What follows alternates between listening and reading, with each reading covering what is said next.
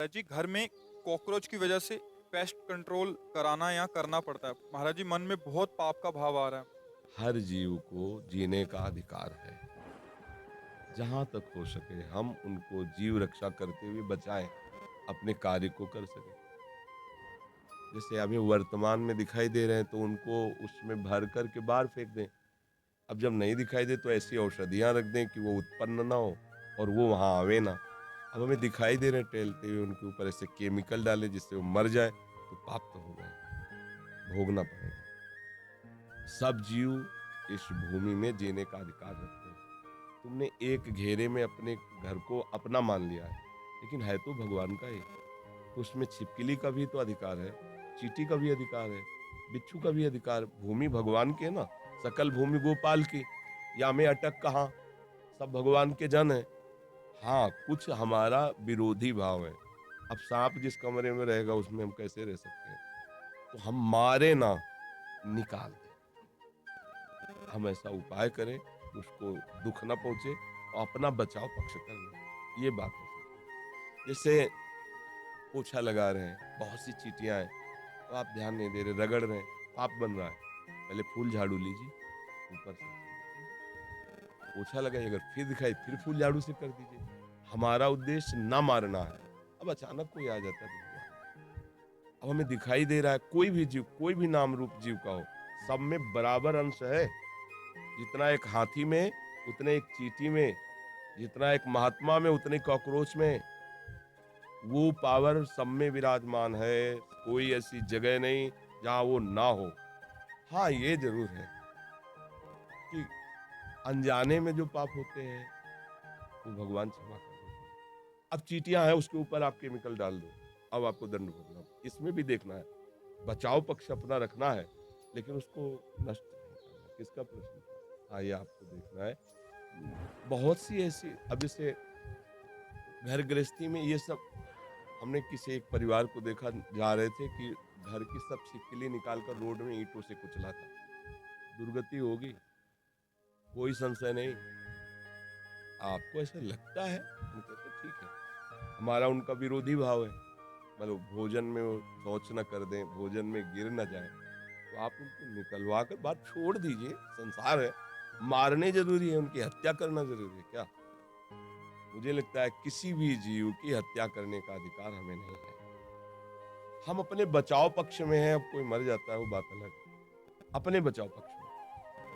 क्योंकि अगर सेवा पक्ष दिया गया है तो फिर हो सकता है, क्योंकि उस समय वो धर्म है, उस समय वो धर्म है।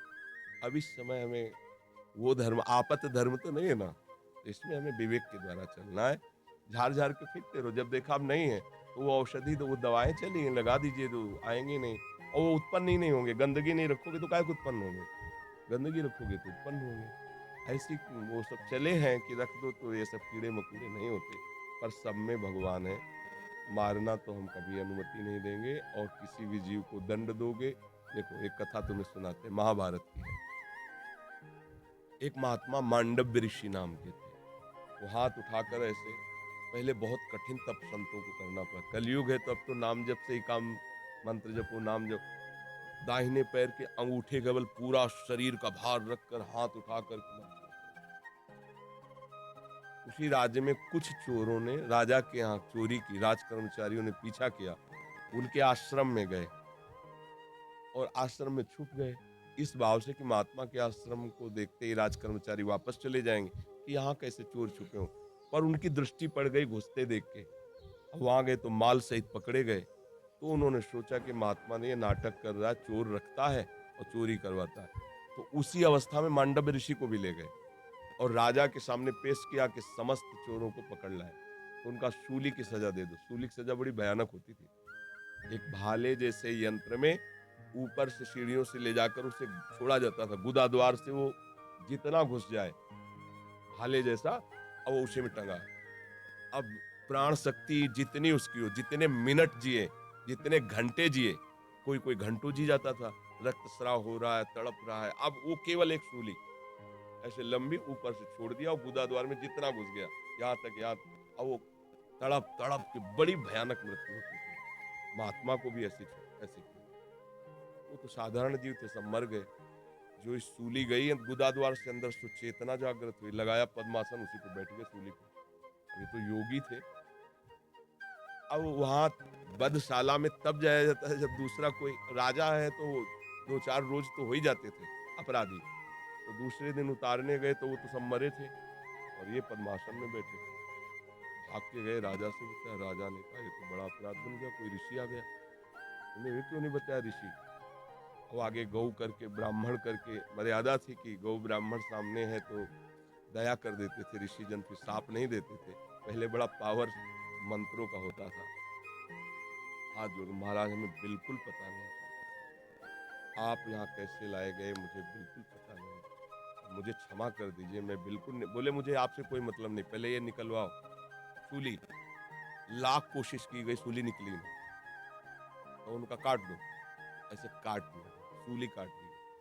सीधे वहां से अंतर ध्यान हुई, धर्मराज के पास पहुंचे, क्योंकि पावरफुल महात्मा थे। धर्मराज से कहा कि मैंने क्या ऐसा पाप किया जो तुमने दंड विधान किया, क्योंकि ऊपर हाई कमान तो वहां है ना, क्रिया यहाँ दिखाई दे रही, कारण तो वहां है ना, पूरा हिसाब किताब उनके पास। तो बड़े गुस्सा में थे। उनका गुस्सा मत होइए महाराज, आप देख लीजिए, जैसे अपने है ना कि रिवर्स करके फिर वही सीन चला के दिखा दी टीवी में, तो वहां उन्होंने सीन दिखाई। ये 8 वर्ष के बच्चे हैं, खेल खेल में तितली को पकड़ा और उसकी गुदा के द्वार में बम्बूल का कांटा डाल दिया और छोड़ दिया। तड़प तड़प के वो तितली काफी समय में, बम्बूल का कांटा बड़ा होता है, तो जानते उसका परिणाम क्या है, सूली उनके गुदा में डाली गई महात्मा होने पर भी। अच्छा, गुदा से कांटा निकाला नहीं तो सूली निकली नहीं। ये केवल मुंह जबानी कथा नहीं, महाभारत में भगवान व्यास देव जी ने इसको लिखा है। तो उनका नाम हुआ अणिमांडव्य।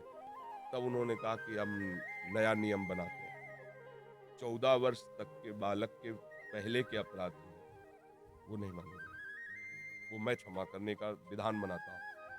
और तुम मुझे बालक को इतना बड़ा दंड दिया उस खिलवाड़ का, इसलिए तुम मृत्यु लोक में जाओ, 100 वर्ष के लिए मैं तुम्हें साथ देता हूँ।